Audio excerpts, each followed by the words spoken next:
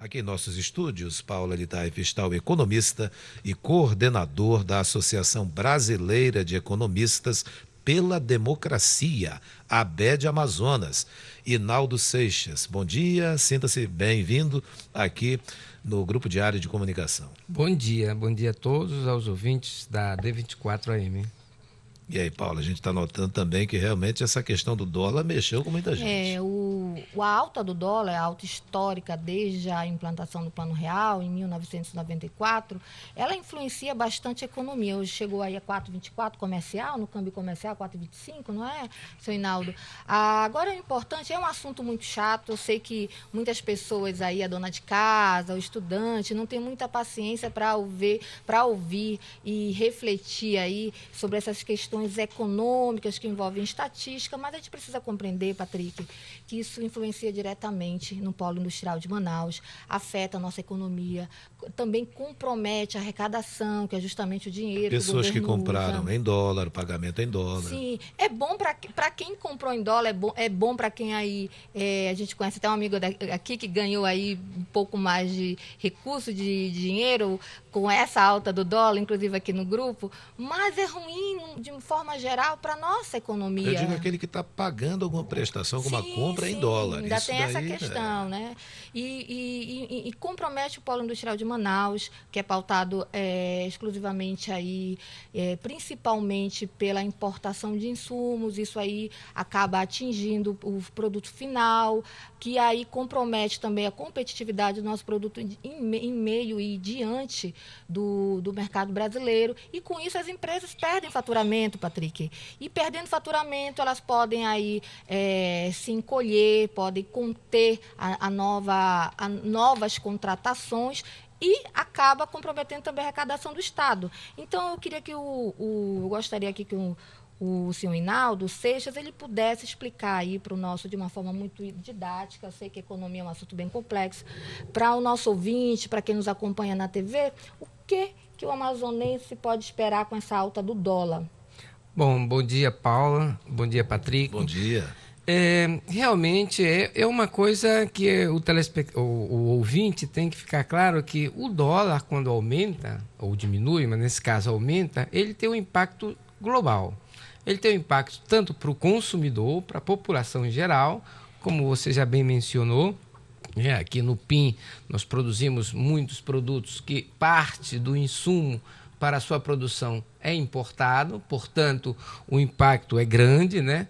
Quer dizer, normalmente a empresa vai repassar em algum momento para o preço final e isso vai impactar no preço final do produto e o consumidor vai pagar mais caro. Como ela bem falou também, nós vamos perder competitividade em relação tanto ao mercado brasileiro, que produz produtos similares, como até do importado, né? Então, nesse sentido, o consumidor vai pagar mais caro e em algum momento nós vamos ver isso na inflação. A inflação vai subir. E também ele impacta para o empresário. O empresário do PIN, na hora de calcular o seu faturamento, ele também em dólar vai ser menor. Só para dar um exemplo, eu trouxe um dado aqui relativo ao faturamento até agosto das empresas do PIN, em real e em dólar. Então, se de janeiro a agosto as empresas do PIN em real tiveram um aumento do seu faturamento de 10,7%, quando você calcula isso em dólar, ele passa a ter uma perda de 1%. Então, é claro, e isso impacta em outros indicadores, que foi o caso que aconteceu essa semana também, ou a semana passada, de uma saída muito grande de dólares. Porque os empresários que vêm ao Brasil investir em dólares, eles transformam em real, fazem todas as suas operações, mas quando remetem um lucro, eles têm que voltar a comprar em dólares para remeter. Mas, Inaldo, e aí ele perde, né? Essa saída de dólar não é por conta do momento de fim de ano, balanço das empresas também? Isso tem alguma ligação? Não, é claro que aí você pode ter várias variáveis que impactam nisso. Mas a principal dela, e ontem mesmo saiu esse indicador, ela tem a ver com o nosso déficit da balança de pagamentos. Quer dizer, nós temos um déficit importante de 3% do PIB e, segundo os analistas, se mantém essa tendência, ano que vem nós podemos chegar a 4% do PIB. É importante explicar para quem nos acompanha, a balança comercial é porque o Brasil ele está comprando mais e vendendo menos, é isso? É isso. Você tem a balança de pagamento é composta de duas balanças. A comercial, né, essa que nós exportamos muitos produtos, que dado a situação lá fora nós estamos um pouco estagnados na exportação. E na questão da balança de capital financeira, é aquilo que vem de investidores para dentro e aquilo que as pessoas remetem de lucro para fora.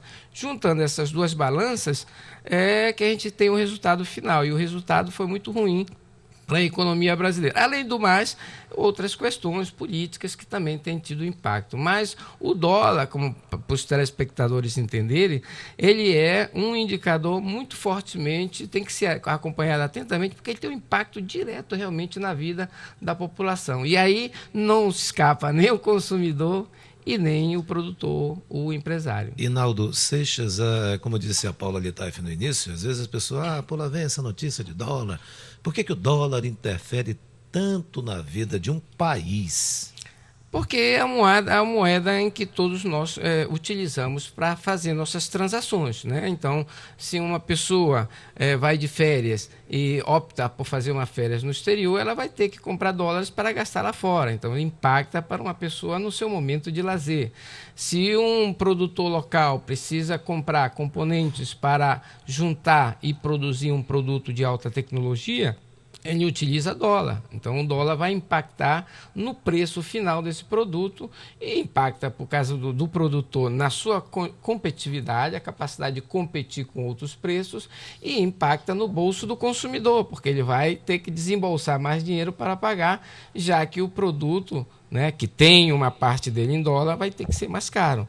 Então, o dólar realmente é uma moeda, ou pelo menos até o momento, é o padrão internacional. Ainda mais nós, em um momento de uma economia globalizada, onde nós exportamos, importamos, e tudo é mensurado em dólar. Então, o dólar ele não pode estar com esses saltos, né? Só para ter uma ideia, no governo atual, o governo, quando recebeu a economia em janeiro, o dólar estava em 3,66.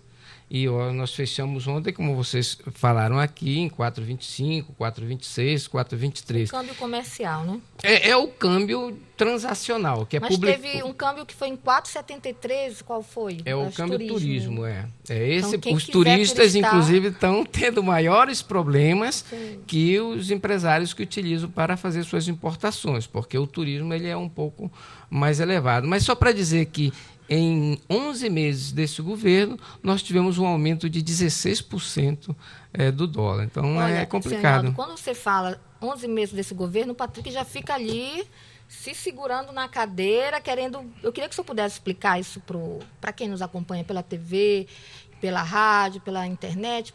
Por que essa questão política também influencia na alta do dólar?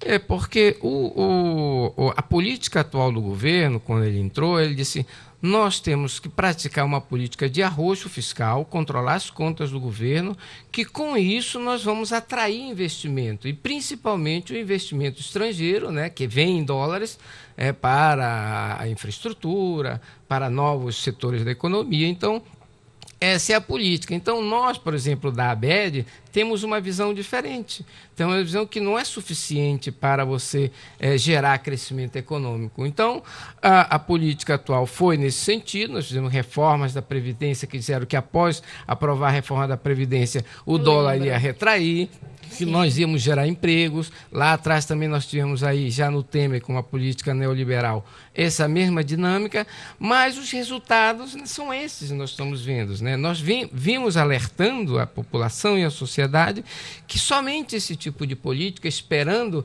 arrochar a renda do trabalhador local, não vai ser o suficiente para atrair o investimento nacional, Inaldo Seixas, a confiança do empresário do comércio aumentou pela terceira vez em novembro. Isso é um dado real, aumentou. Essas situações, por isso que é importante a tua fala, a tua explicação de como um governo pode interferir negativamente ou positivamente em relação até ao dólar, né? E essa questão do arroz que você citou, mas tem outras boas notícias acontecendo. Isso não faz com que melhore, portanto, essa flutuação do dólar para baixo, ou não pode ficar muito abaixo? Como é que está isso aí? Isso a gente tem que entender quando faz uma análise macroeconômica. Porque analisar indicadores separadamente, às vezes não corresponde à realidade. Por exemplo, quando falei de que a expectativa de que o déficit da balança de pagamentos para o ano que vem pode ir a 4% em vez de 3%, é justamente por essa pequena melhora da economia no comércio. Por quê? Porque muitos dos produtos também são importados em dólar. E isso também, se você aumenta a importação e a exportação está estagnada, essa brecha negativa vai aumentar. Pode ver que com um indicador que aparentemente seja positivo, né, no curto prazo, no longo prazo ele pode ser negativo. Então, o que a gente está vendo é de que estruturalmente a economia brasileira, com uma política econômica basada unicamente no arroxo salarial, no arroxo fiscal, ou seja, diminuir os gastos públicos, ela não é suficiente para gerar um modelo de desenvolvimento sustentável no longo prazo. Mas tem algumas informações que pode se parecer que nada tenham a ver com a economia e que poderiam impactar nela. Vou te dar um exemplo. As discussões e debates sobre a prisão em segunda instância vão ficar suspensas agora, né? Até a próxima semana, pelo menos. Você vê que isso, de alguma maneira, entendeu, Paulo? Isso mexe com o humor do mercado? Eu não sei, não saberia dizer o certo, até porque tem alguns analistas que dizem que em certos pronunciamentos, tanto do presidente como do ministro Guedes, né, tem impactado negativamente, né, no processo econômico, né?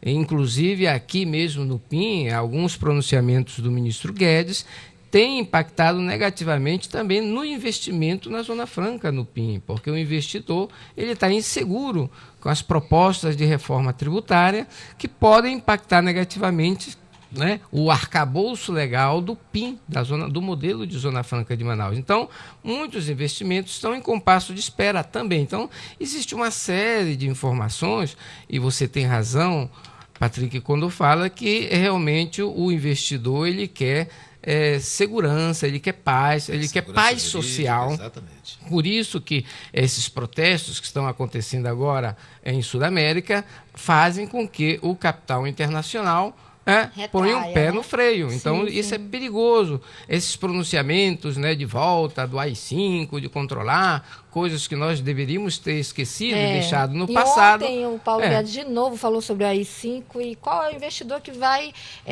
colocar dinheiro num país onde tem essa ameaça de ditadura novamente. É complicado, não é? É complicado. É bem verdade que nós, economistas da ABED, não entramos muito nessa seara política. Nosso confronto é com o modelo de desenvolvimento, com agora, a teoria praticada pelo ministro Guedes. Rinaldo Seixas, tem um ponto aqui que a produção está mostrando aqui para a gente agora há pouco, é o seguinte: o dólar lá em cima reflete em maior dificuldade para o governo brasileiro em manter o real valorizado frente a outras moedas, principalmente em relação às moedas de nossos países vizinhos.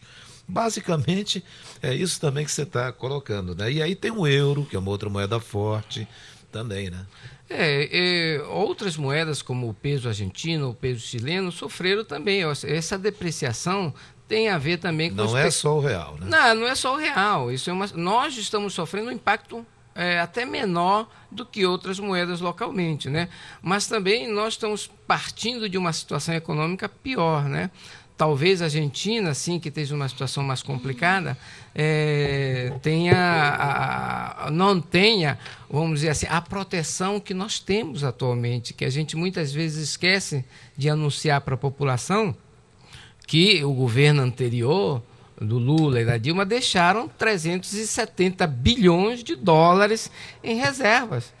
Nós pagamos o FMI, coisas que nós nunca tínhamos feito, e temos essa reserva aí, que é o que nos está protegendo desses avanços. Se nós não tivéssemos isso, tivéssemos como a Argentina, que teve que ir ao FMI emprestar dinheiro, a crise econômica que nós poderíamos estar sofrendo agora seria muito pior. Agora, Hinaldo, há quem ganhe com a alta do dólar. A gente não pode também deixar de falar nisso. Eu queria que o senhor desse aí umas dicas aí para quem quer ganhar dinheiro com essa alta da moeda americana. Basicamente são a níveis especulativos, né? Existem fundos... arriscado. É arriscado, né? Apostar num ativo somente para aqueles que estejam dispostos a arriscar. Então, normalmente em economia, quanto mais você esteja disposto a correr risco, mais a probabilidade de você ter um ganho maior. Mas também existe a possibilidade de ter uma perca grande. Aquele que comprou dólar lá atrás, ainda 3 e pouco, naquele sonho desse valor, hoje com o dólar valorizado bem a mais nessa alta histórica, ele pode vender também, pode negociar. Exato. O câmbio não deixa de ser um mercado também, o mercado do câmbio que a gente chama. Por que ele está elevado? E aí o funcionamento da economia é básico, é uma questão de procura. A economia está sem confiança. As pessoas que têm dólares dentro, tanto os que vieram investir no curto prazo, como a taxa de juros diminuiu, então a remuneração desse investimento de curto prazo não é boa, então ele retira o dólar. Por outro lado, empresários que poder remeter lucros precisam comprar dólares. Então, a procura por dólares é grande neste momento. Você viu o fluxo negativo de 21 bilhões de dólares que nós tivemos agora, final de outubro. Isso por quê? Porque muita gente está buscando o dólar para comprar, para deixar o país.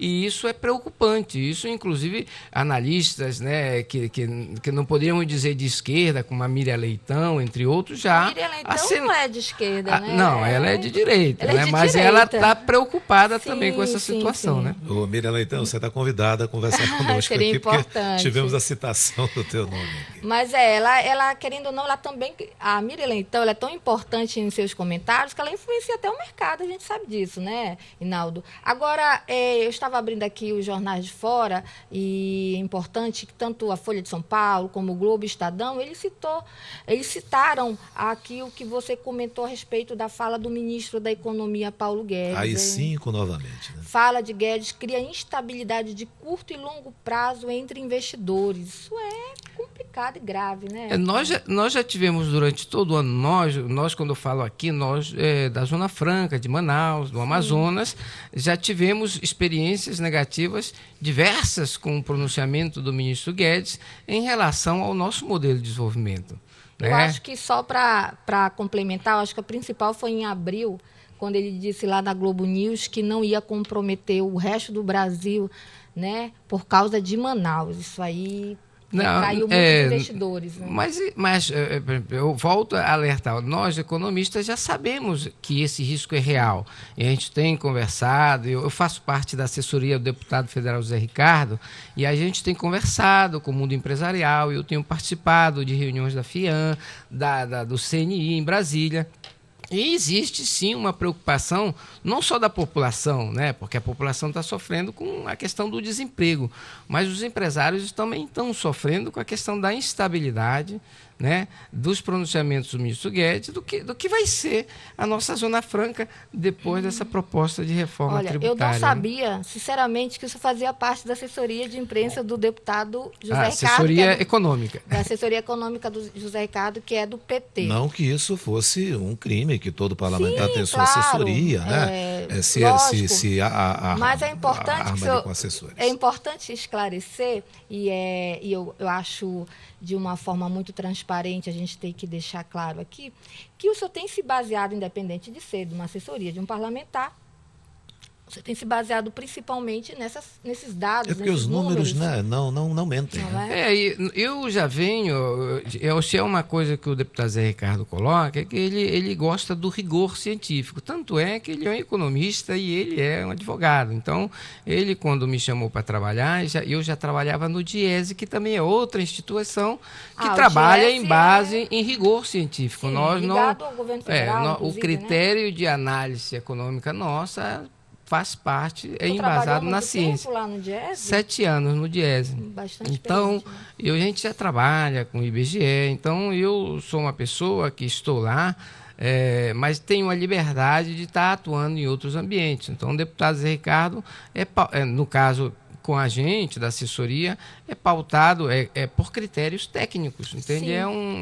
E tanto é que nós fazemos parte nessa luta com toda a bancada do Amazonas na tentativa de proteger a questão da Zona Franca dos ataques do próprio governo. Que é o nosso principal foco. Agora eu vou desafiar o senhor a falar aí um ponto positivo da economia de Paulo Guedes para o Brasil, Amazonas, aquilo que o senhor puder fechar e citar como um ponto positivo que tem ajudado aí a aumentar, inclusive, a confiança dos empresários, que o Patrick acabou de citar. Fica difícil. Nós, dentro da ABED aqui no Amazonas, nós somos 25 economistas sem nenhuma tendência política concreta. Existe gente de todas as correntes políticas. Mas você acredita porque os empresários ainda mantêm essa confiança no mercado brasileiro? É isso que chama a nossa atenção. Eu também. Eu queria saber. Às vezes eu pergunto deles e fico sem resposta, né? Então é difícil porque os ataques não são só retórica. Mas essa discurso não é boa, não é um bom indicador de que os empresários estão confiantes por si só? Já não é uma boa notícia? Eu acredito que possa ter a ver, Patrick, só o complemento, com essa questão da reforma tributária, que, querendo ou não, vai reduzir impostos para as empresas, ajuda principalmente, a gente tem até falado aqui muito sobre isso, que ajuda mais o empresário do que o trabalhador. Eu acho que isso, de fato, contribui aí para que eles aumentem sua confiança no governo, não é isso? A questão da reforma tributária, concretamente, o que eu vejo é que existe conjecturas na proposta do governo que podem ser até no sentido positivo e melhores do que a proposta da Câmara e do Senado. Porque a proposta que eu vejo da Câmara e do Senado, ela não toca no que deveríamos fazer como reforma, quer dizer, transformar o nosso sistema tributário em um sistema igual ao da OCDE, que é um sistema progressivo. Então, a maior parte do imposto recolhido tem que prover da renda e do patrimônio e diminuir a imposição sobre o consumo, que ele é bom não só para o consumidor, mas também para o produtor, para o empresário, porque ele vai tirar de imposto sobre imposto. Mas o que eu vejo em geral, em linhas gerais, inclusive nos comentaristas de todo o Brasil, é que não se toca nesse tema. O critério é simplificação, quando o critério deveria ser simplificação também, mas progressividade. Nós deveríamos transformar o nosso sistema para convergir com países que nós queremos ser, como eles desenvolvidos, que sejam parecidos com a OCDE. Então, é essa a situação. E nesse bojo, nós do Amazonas estamos pior. Por quê? Porque a intenção do governo é praticamente eliminar qualquer tipo de subvenção, gasto tributário em todas as regiões. E a região que tem maior incentivo fiscal no seu modelo de desenvolvimento é a Zona Franca. Então, nós temos aí que ver, é claro que é positivo que nós façamos uma reforma tributária, que a simplificamos, mas que transformamos ela em que as pessoas que mais têm, mas paguem, e as que menos têm, paguem menos, e que aumente um pouco aquele teto de isenção, né? Isso vai ajudar muito a economia. Inaldo Seixas, economista e coordenador da ABED Amazonas, Associação Brasileira de Economistas pela Democracia. Muito obrigado por sua vinda aqui no estúdio da Rádio Diário, da Record News Manaus, bater um papo sobre essa alta do dólar e avançando até um pouquinho mais sobre algumas situações que envolvem a moeda estadunidense com seus reflexos na vida de muita gente. Muito obrigado, Patrick, muito obrigado, Paula, pelo convite e a todos os ouvintes do D24 AM. Obrigada.